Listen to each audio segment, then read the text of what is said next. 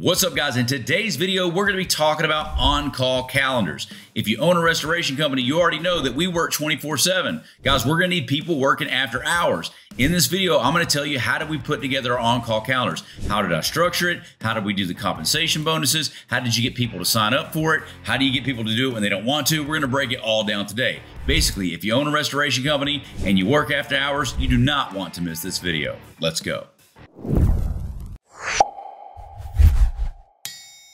All right, guys, as we get started, do me a favor, hit the like and the subscribe button if you haven't already, and drop a comment down below. Let me know where you are tuning in from. All right, guys, so we're gonna talk about a handful of things, like how many people do you need on the on-call calendar? What is the structure? We're gonna be looking at some tentative potential structures depending on the size of your company. This is gonna vary greatly depending on where you are today and where you're going to be in the future. But when we go through some of these hypothetical scenarios, hopefully it'll be helpful for you, okay? So let's just talk about the first thing. Who should be involved with an on-call calendar, okay? So one thing you need to know, there should always be at least two people involved, okay? You gotta have one person on the phones and then one person in the field. One of the big mistakes that I'll see a lot of times is the owner will allow the technician or allow one person to answer the phone and respond out in the field. You do not wanna do that, okay? You do not wanna do that. It's pretty simple. If you are gonna be the one to suck up the water at 2 a.m.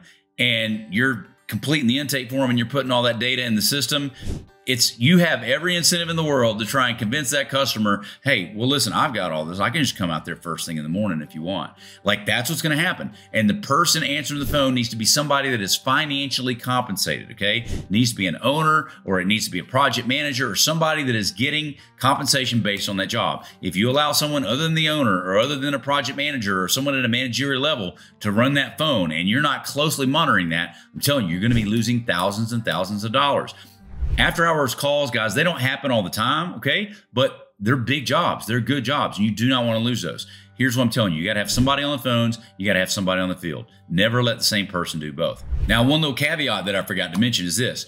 There are other situations where if you've got somebody on the phone and you've got somebody in the field, here's a situation that we've had personally, okay? I've had a situation where if you've got a couple that's dating or if they're married or whatever, because you know that happens in restoration, right? Whoever's answering the phone, sometimes they aren't going to want to send their spouse or their significant other out at midnight. So make sure that you've got a break in there. So if you've got someone that's dating or married or whatever, I'm just telling you, just be aware. Whoever's answering the phone needs to be sending someone other than their significant other out in the middle of the night, because they're going to want to schedule it for the next day, and that will cost you money. That's a pro tip. Okay, so now let's look at some options for running the calendar. And so the very first scenario that we're going to look at is, what if you're the owner of a company and you have one person?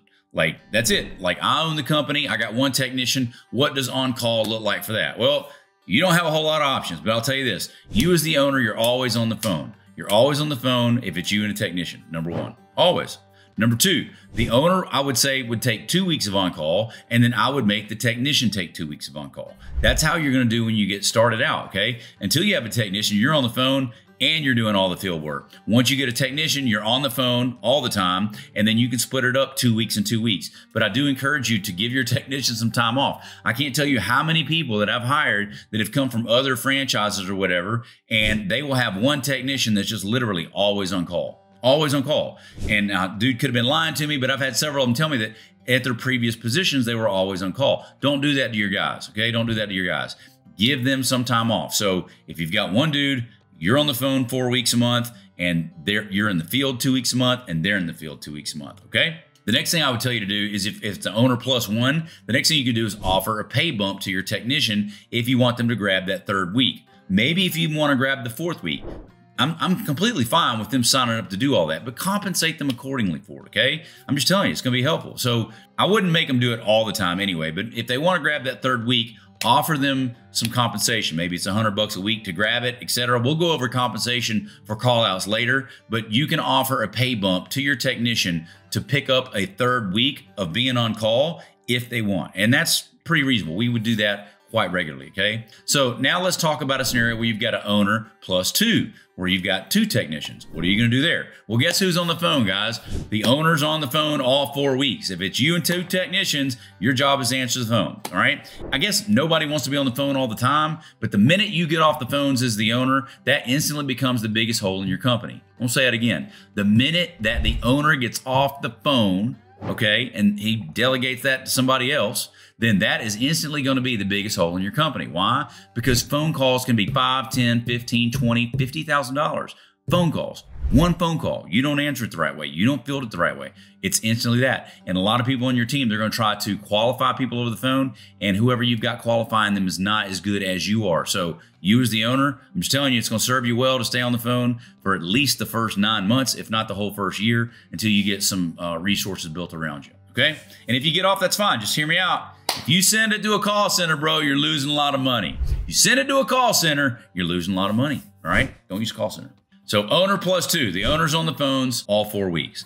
One technician gets 2 weeks. The other technician gets 2 weeks. Okay? So now you're out of the field. When you got 2 technicians, bam, there you go. That's a pretty groovy deal, right? And then you can also offer the technicians, because you're probably going to wind up picking up one of the weeks. If they go on vacation or something happens, you're going to wind up picking up that other week potentially, and maybe you will, maybe you won't. But if your technician's working more than 2 weeks a month on call, please, I beg of you, pay them something extra. Now, let's talk about a third scenario where you've got an owner with a project manager and 2 technicians, okay? I didn't go over owner and project manager because I got to get on my rant real quick. Time out. So many of you guys tell me you have a project manager and you ain't got no project manager. You have a lead technician. By definition, a project manager is someone that can sign a job and run that thing soup to nuts. Write the estimate, the whole 9 yards, the whole 9 yards. That is a project manager. They can't manage the project because they literally can't estimate it, okay? Now, I'm not telling you your project manager has to estimate, but they have to be able to estimate it, okay? Because if your estimator's out, they can't manage that project. A project manager is able to get the job on the tracks, keep it on the tracks, and if it comes off the tracks, they can get it back on the tracks. And guess what? You probably ain't got somebody who can do that. 95% of the restoration companies that I see out there that say they've got a project manager ain't got a project manager. They don't. They have a glorified lead water damage technician, and that's about it, okay? So there's my rant. The reason why I'm not saying a scenario where it's owner and project manager, because there's never a scenario where you've got an owner and a project manager, because you don't need a project manager. You need a technician. A technician should be your first hire, not a project manager. You're going to pay the project manager $80,000 or more per year. You don't need that with a technician originally, okay? You are the technician, Hoss, and then you're going to be the project manager and you're going to hire the technician. So it's never going to be owner and project manager. If it is, you got something wrong. All right, so let's take a look at, we've got owner and project manager with 2 technicians, all right? I'm going to have the owner on the phone for 2 weeks and my project manager is on the phone for 2 weeks, okay? So if you want to get off the phone a little bit, guys, you got to have a project manager. You got to be able to trust them. That's one neck to choke. Like, you're going to lean into this dude. If this dude screws up, you got to be able to light into him, okay? There's 0 excuses for him to screw this stuff up. This guy's going to be paid well and you got to take care of him, all right? But just know this, only then do I delegate that to somebody. If I've got a project manager, I'm on the phone 2 weeks, they're on the phone 2 weeks. Now, there may be a situation where they may take the phones for 3 weeks and I'll take 1, okay? But either way, I'm usually splitting it up 50-50. That's what I'm doing, 50-50. Now, let's talk about the third scenario. What if you've got an owner, a project manager, coordinator? So you've got like 3 office staff, owner, project manager, and coordinator, and 2 technicians. Because you're at least going to have 2 techs if you've got a project manager and a coordinator. You're probably going to have 3 or 4 techs by the time you're doing that. But here's what I'm going to do in that situation. If you've got an owner and a coordinator, or someone head in the office, an admin, if you will, the owner's going to get a week on the phones, or the owner could be off the phone totally. And you could make the project manager take 2 weeks and the coordinator take 2 weeks if you want, okay? I think that's really what we wound up doing. I think we wound up, I know I got off the phones, and I think my coordinator probably took a week. My project manager probably took a couple weeks. I think they may have split it up. I don't know. I wasn't on the phones, I can tell you that. But it was probably project manager and coordinator splitting it up every 2 weeks. And that's how I did it. And that's how you could do it as well. Or you as the owner can take a week and let somebody have a week off. But nonetheless, if you've got 2 office staff, let them split up the 2 weeks and 2 weeks, and then you can be off the phones if you want, all right? And the technicians still get 2 weeks each, all right? Now, if you've got a situation where you've got 4 technicians, okay, because that's entirely possible. If you've got an owner, a project manager, and a coordinator, it's entirely possible. And most likely you're gonna have 4 technicians at that point. Then you can have them do a week each. You can have them do a week each. But I would probably tell them, I would still probably set them up for 2 weeks a month for quite a while until you've got those 4, all right? Whenever they hire in, it's, hey, here's who we are, here's what we do. You're going to get 2 weeks on call. I get 2 weeks on call, and that's going to be the standard. And as you grow, you can dial that back. Okay. So now let's talk about compensation. When it comes to building your on-call calendars, compensation matters. So here's a few things that you need to know. Being on call is part of the job, okay? Being on call is part of the job. You want to set that tone. You don't want to have to pay them just to be on call, but you might pay them a little bit extra to pick up extra weeks on call, okay? So the default, everybody's on call at least a week or possibly 2. That's what I would tell you out of the gate. Secondly, let's talk about call-out bonuses. If you've got an on-call calendar, you're going to pay them a bump if they get called out. And usually that can range anywhere from $100 to $200. It might be more, might be less, but it needs to be at least $100, okay? And $200 is typically sufficient. And that's if they get called out, regardless if they get the job or not. So you answer the phone, you dispatch a crew, whoever gets dispatched out there is getting $100 or $200 just for going out there, regardless if the job is signed. Now, I'll tell you this, if that job is not signed, your technician should not be going out there. After all, after-hour jobs are easy to land, and if that job is not signed, that is your project manager's butt. That is his responsibility to sign that job, and you do not, you don't send the technician out there and then lose the job and the project manager stay at home. Doesn't work that way. Project manager signs that job. I choke his neck regardless, okay? So if he doesn't go out there, that's fine. But we better get that job. We better get that job. We do not lose that job and he's still asleep. You understand me? Zero chance that's acceptable. Zero. So, but if the project manager wants to send the guy out there and we know we're going to sign it, I'm fine with that. Okay. Project manager will fill out the intake form, put everything in the system, build everything so the guy can clock in towards that proper job. And then we're going to pay him $100 to $200 bonus just for going out. Okay. Regardless if they're to set a fan, but I would say that $200 bonus ish will be up to 3 hours worth of work. Okay. Here's the bigger point. Whether it's 2, 3, or 4 hours, it didn't really matter. Well, I wouldn't say 4, probably 2 to 3 hours. Okay. But if they're working 4 hours in the middle of the night, you need to compensate them more above and beyond that. And so what we would do typically is pay them the call out bonus, and then we would pay them double time or double time and a half for every hour after that. Okay. Double time or double time and a half for every hour after that. Side note, we also paid additional bonuses for confined spaces. So if they're working in a crawl space, we might pay them double time. That's not related to this, but at ADD moment, and there I am. Okay. So we would do those. So $100 to $200 call out bonus, and pay them at least double time for every hour after that initial 3 hours, if you will. Now, let's talk about compensation, picking up extra shifts. This is really where it gets really helpful to have this in terms of being creative. So you want to be able to create a system or environment where someone in your company can willingly raise their hand and say, hey, I'll grab that on-call shift to run the phones. I'll grab the on-call shift to be out in the field. You want to create an environment where they'll do that. Well, in order to do that, you're going to have to pay them, okay? So what we would do is we would offer whoever was going to take the phones for an extra week, an extra 50 or 100 bucks, I can't remember, just for answering the phones. I think it was 100 bucks. So if they were already working 2 weeks a month and they wanted to pick up another week,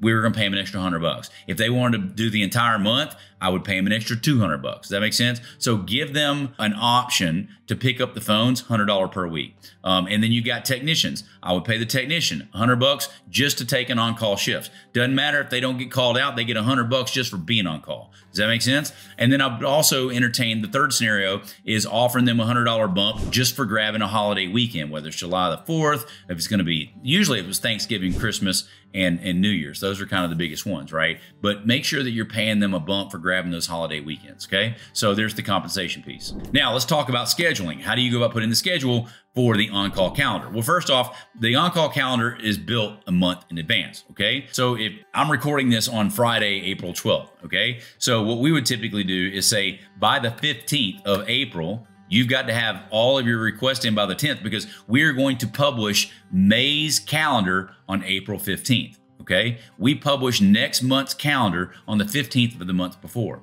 So that's how we would always do it. And that way it's already spelled out and it would kind of rotate, all right? And move us on a Google Calendar is pretty easy to see.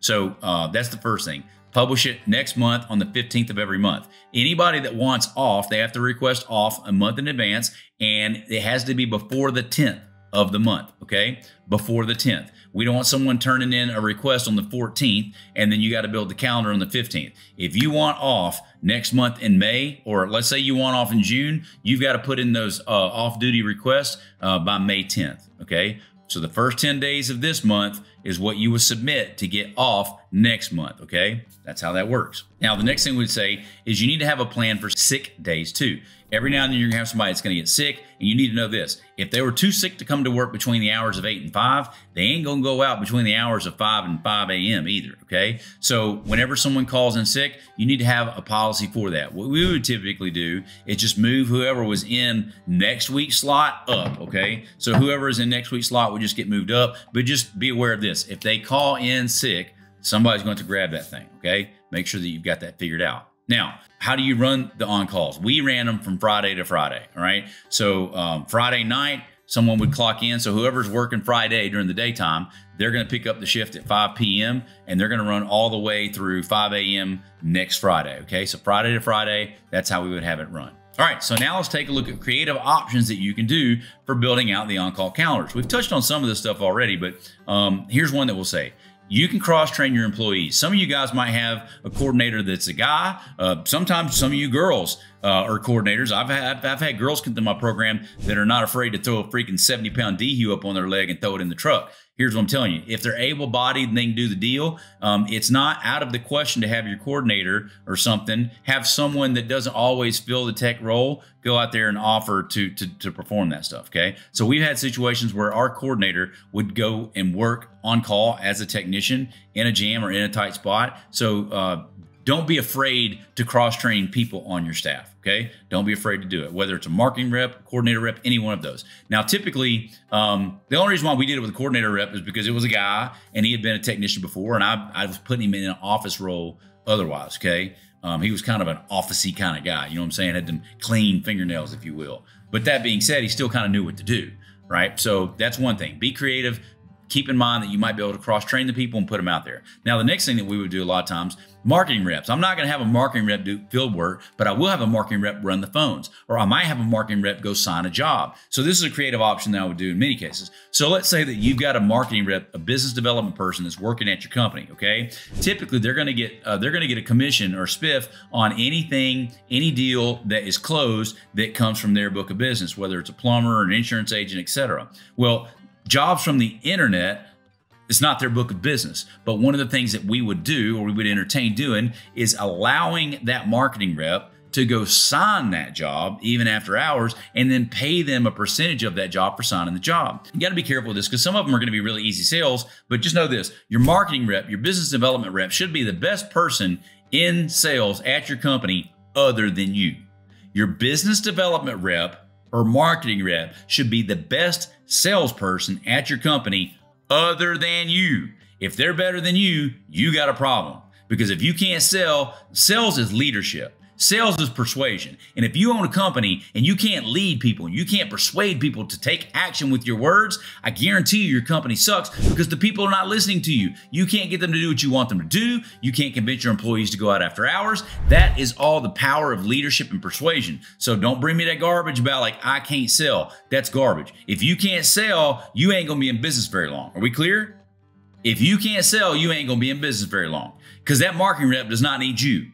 That marketing rep don't need you. So you need to be the best salesperson at your company, number one, and your business development reps need to be number two every single time. But your business development rep, what I would do is I would entertain the idea of letting them answer the phones once a week and pay them a spiff for that. Maybe offer them a chance to go sign the job and give them a percentage of the job. I'm trying to give you owners creative ways to think about it. If you like it, drop a comment down below and let me know. If you think it's dumb, tell me the same thing. Say, Shane, you're dumb, okay? But cross-training is number one, and then having your business development rep maybe go out and sign jobs that came from the internet and then allow them a percentage to do that. Now, what could you pay them? You could pay them 5%, 10%. I mean, if it's not 10%, they may not get too excited about it. 5%, they ain't gonna think about it probably. But anyway, somewhere in that ballpark range, okay? So, but the marketing rep, they can sign the job, but I'd definitely make them run at least 1 week of phones. So if you're marketing, you got a business development, make them run a week of phones. That's part of the job. It's part of what we do, part of who we are, okay? But here's the next thing. This is kind of the creative thing that's pretty cool, is you can tell them, hey, you've got to run the on phones at least 1 week a month. But hey, if you run it for 2 extra weeks, I'll pay you $200, right? Or I'll pay you $100 a month, or if you run 3. So you basically build it into their compensation structure. Does that make sense? Hopefully that's helpful with the on-call calendar. If you guys have any questions and you need more help with this stuff, you can go to workwithshane.com. You can book a call and see if our company can help you grow your restoration company. If you got any questions, workwithshane.com. Otherwise, we will see you in the next video. If you guys enjoyed that video, I've got 3 things for you. First off, there's a couple of other videos somewhere on the screen. You can click those now to go watch more content about growing your restoration company. Number 2, if you haven't already subscribed, click my face below and that will subscribe you to the channel. And finally, if you would like for me to help you grow your restoration company, go to workwithshane.com, put in your information, and let's get on a 15-minute call. We'll see you then.